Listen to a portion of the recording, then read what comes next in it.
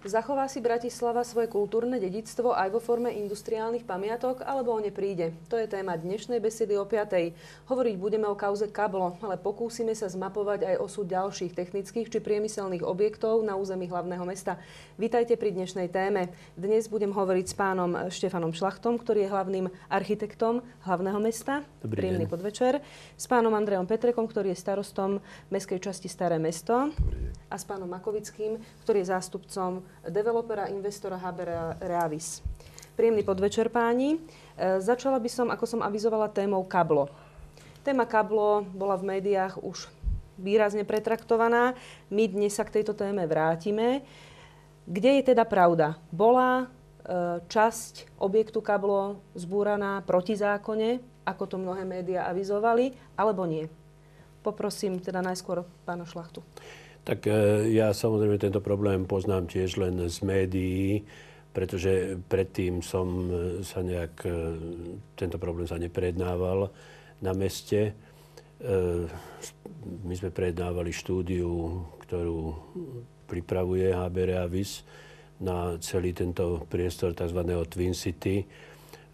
Jednoducho treba brať ako fakt, že tento objekt nebol zapísaný ako kultúrna pamiatka. Takže pravdepodobne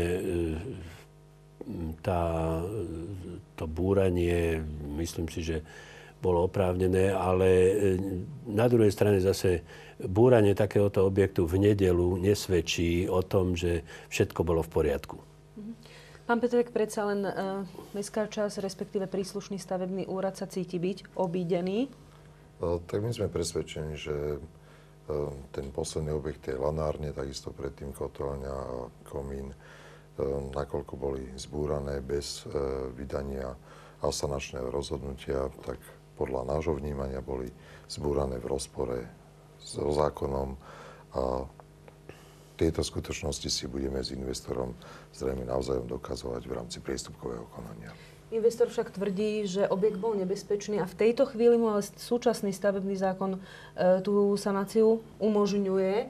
Takže vaše vyjadrenia aj v médiách boli jasné. Vraj ten objekt teda bol nejakým spôsobom nebezpečný pre ľudí a preto ste pristúpili k takému rýchlemu odstráneniu, lebo naozaj to rozhodnutie prišlo veľmi rýchlo.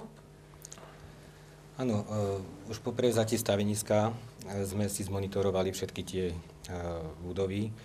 Boli vlastne opustené po nejakej viacročnej priemyselnej výrobe. Boli zdevastované, neboli dlho udržiavané. Čiže vlastne, dá sa povedať, všetky budovy boli staticky narušené, ale nemohli sme ich búrať bez stavebného, teda bez búracieho povolenia. Tak pekne per partes postupne sme tieto objekty búrali v zmysle postupne vydávaných asanačných povolení. Samozrejme z toho množstva objektov sa našiel jeden objekt, výškový komín a jeho priľadlé objekty, tak staticky narušené a z toho dôvodu sme pristúpili k akútnemu zákroku a sme ich riadeným spôsobom zhodili na zem, aby neohrozili okolité ulice, dopravu alebo ľudí, životy. No, áno, pán Šlachta?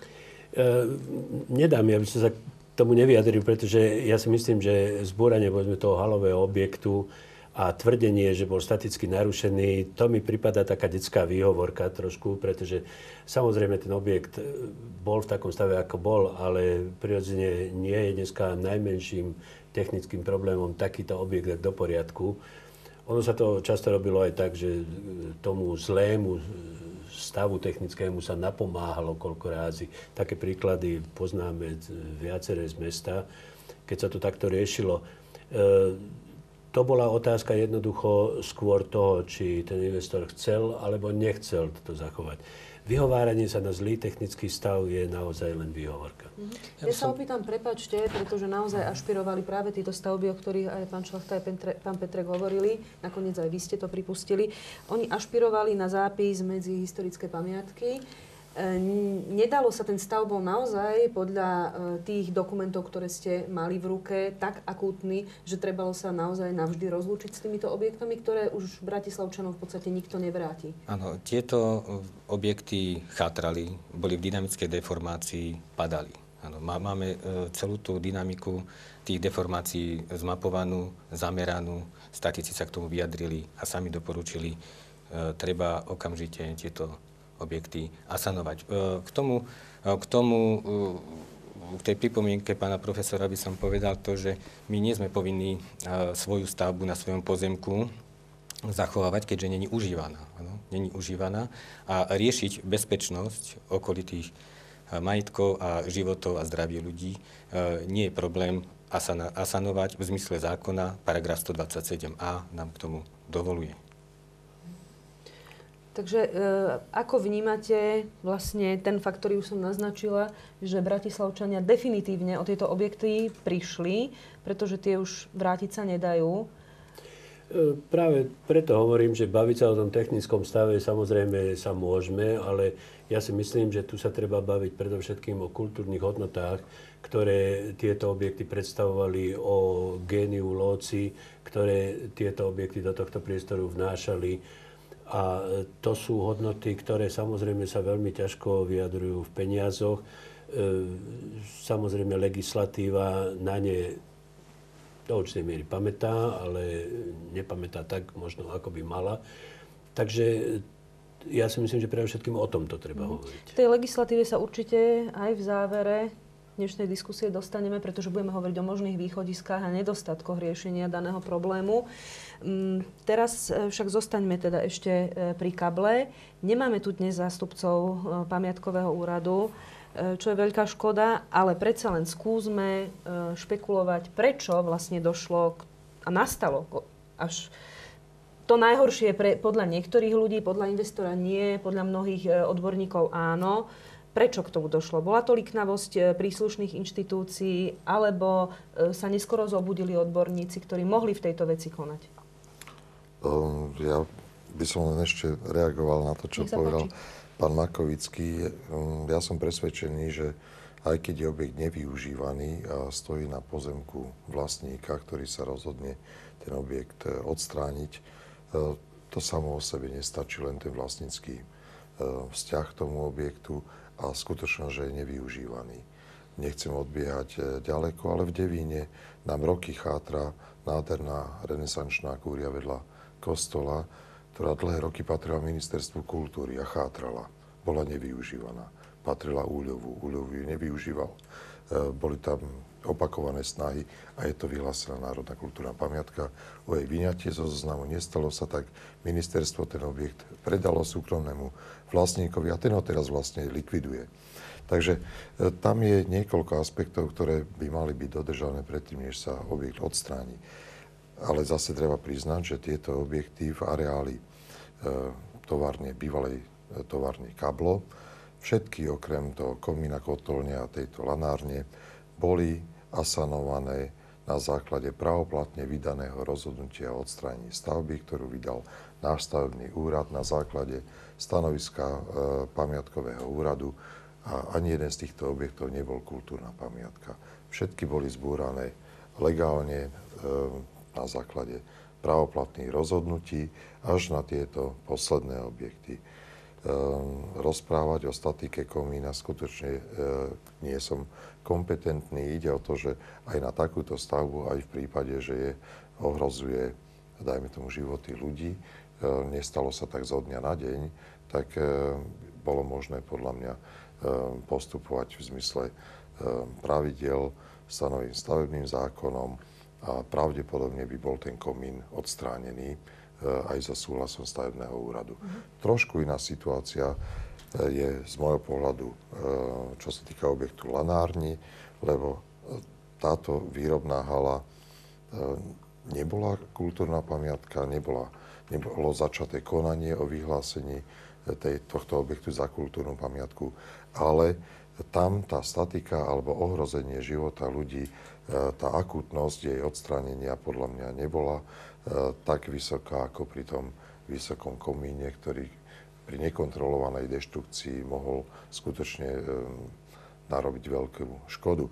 Ale to je moje presvedčenie a hovorím, to nechajme potom na konanie stavebného úradu s investorom. Predsa reakciu, prepáčte, investora práve k tej lanárni, teda k tej hale výrobnej. To bol asi iný prípad ako pri tom Vysokom Komíne, ako pán Petrek naznačil.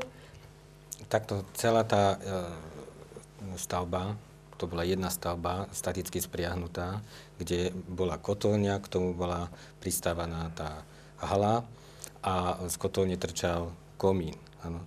Čiže celá tá hala bol jeden statický komplex, ktorý bol v pohybe. Ano. My sme to monitorovali, dávali sme pozor a najprv akútnu záležitosť sme vyriešili, to je ten padajúci komín. Postupne sme upozorňovali stavebný úrad, aby sa prišiel na to pozrieť.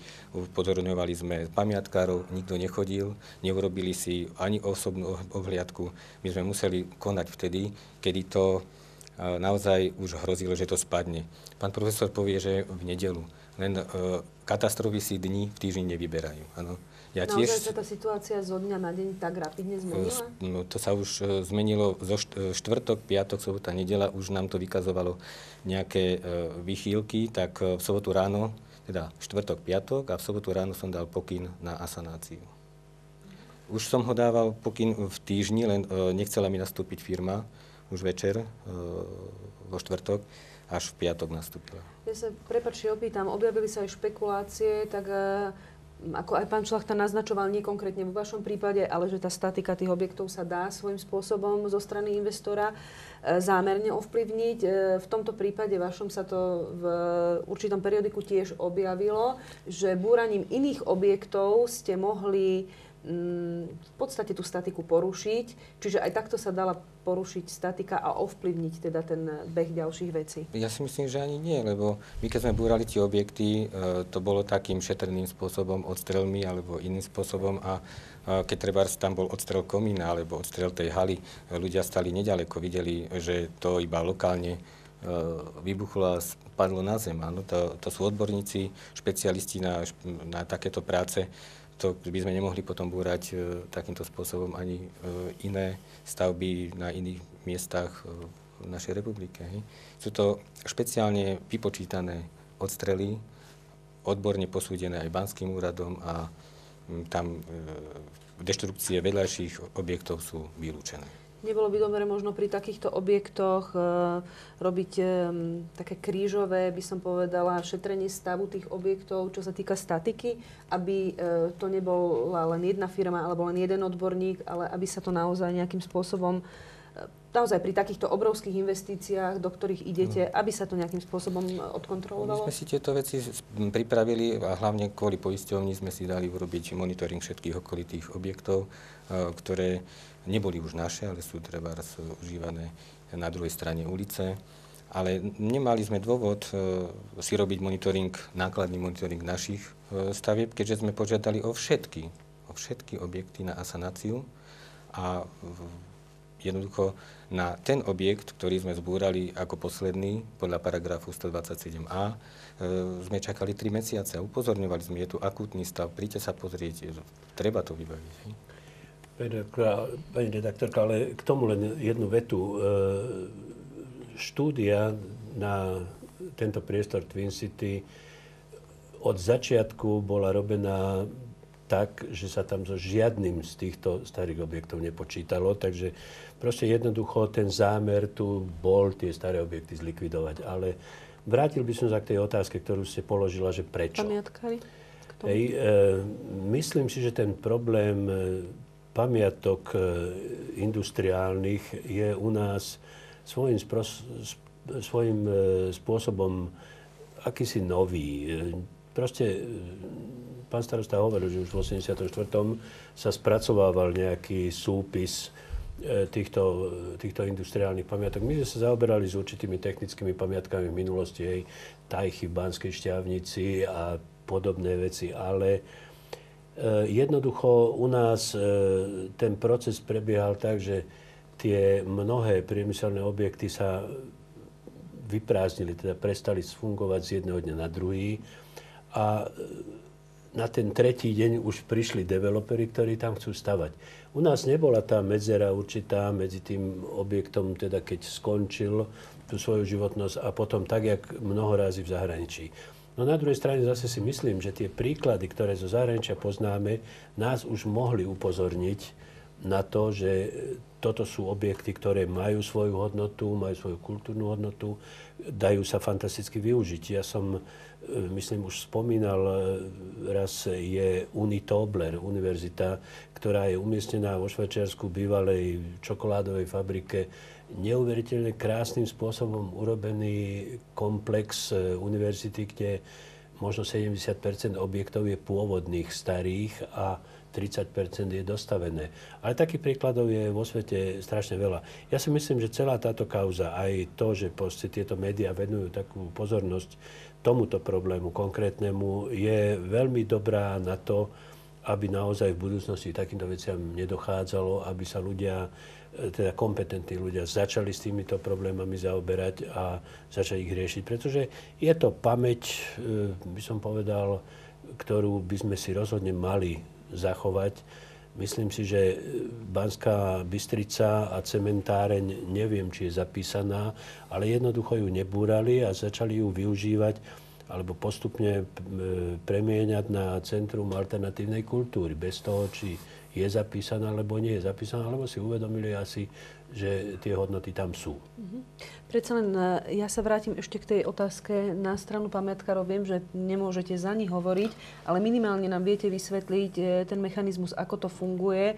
Je to dlhodobý proces, dokiaľ pamiatkári rozhodnú, že by sa malo, teda Ministerstvo kultúry definitívne rozhoduje, ale je to dlhý proces, dokiaľ pamiatkári dajú ten návrh do zápisu objektu do medzihistorické pamiatky, až po to definitívne povedanie áno, alebo nie? Ten proces medzi tým, keď sa spracuje návrh a ministerstvo začne konať, ten môže byť veľmi krátky.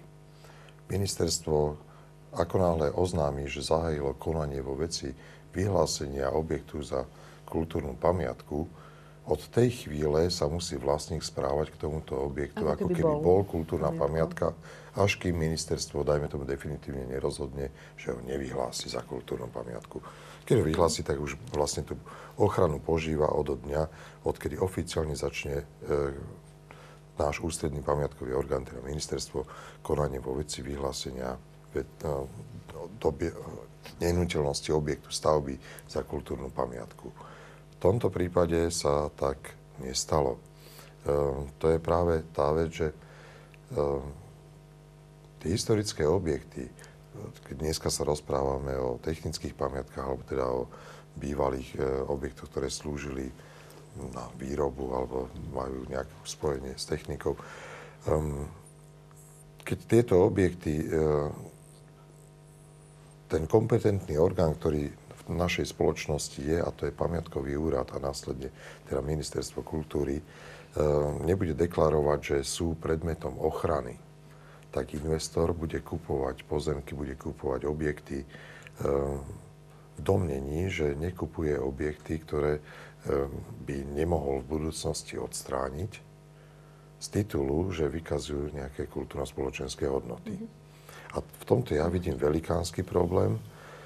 Treba zmapovať všetky objekty, ktoré si zaslúžia, aby boli chránené, vyhlásiť ich za kultúrne pamiatky a potom investor vie, do čoho ide, už pri svojom prvotnom zámere, ako bude riešiť. Ale pán starosta hovoril o tom procese, samozrejme, toho schvaľovania, ale tu treba deklarovať aj, zvlášť teda na takomto fóre, ak sedíme dneska, to, že nárok na podanie, na zápis má každý občan. To my vytýkame pamiatkárom, že nenavrhli tieto objekty.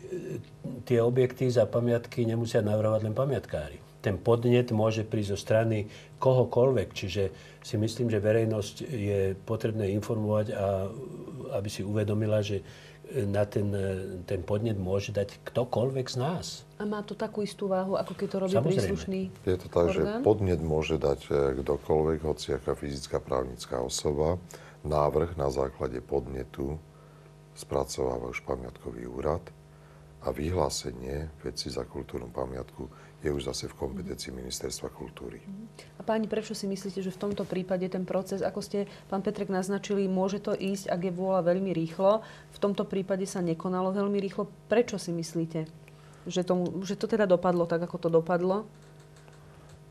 Tam môže byť niekoľko aspektov. Buď tie objekty z pohľadu odbornej organizácie nevykazovali také hodnoty, aby boli vyhlásené za kultúrne pamiatky.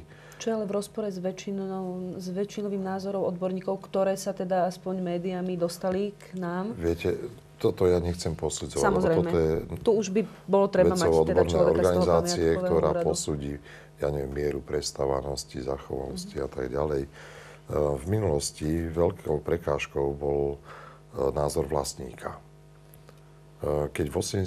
rokoch sa navrhoval štolverk na vyhlásenie za kultúrnu pamiatku, Danubiuska a ďalšie objekty, prakticky ani 11 z týchto výrobných hal alebo týchto objektov, týchto fabrík neprešla. Do zoznamu sa nám vtedy podarilo dostať len objekty, ktoré slúžili vodárňam.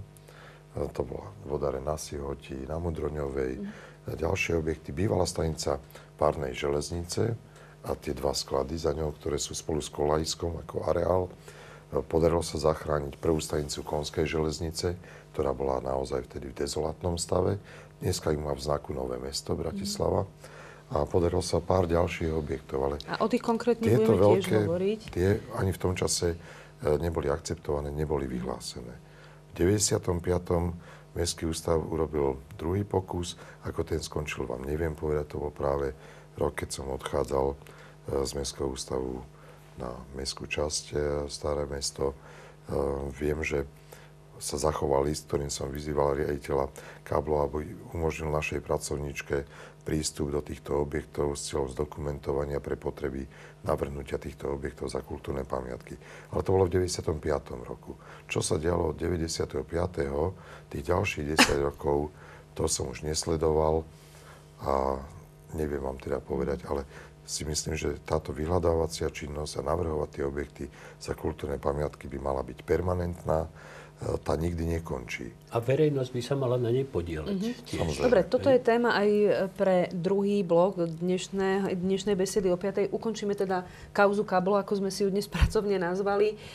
Bude sa ešte nejakým spôsobom vyvíjať, alebo myslíte, že už je to pre vás konkrétne definitívne ukončené? Máte pocit, že ste konali v súlade s legislatívou, že je všetko v poriadku zo strany developera? Viete, do médií prenikli, že sme porušili jeden zákon, druhý zákon, tretí zákon. My sme neporušili žiadny zákon. Jednoducho sme konali v zmysle stavebného zákona a dokonca sme konali aj v zmysle zdravého rozumu, že včas sme odstránili nebezpečenstvo. Ak sme porušili zákon, tak nemôžeme to tvrdiť teraz, ale ukáže sa v správnom konaní, hej, a ak sa v správnom konaní alebo aj v odvolacom konaní dokáže, že sme porušili nejaký zákon, tak samozrejme tie následky ponesieme.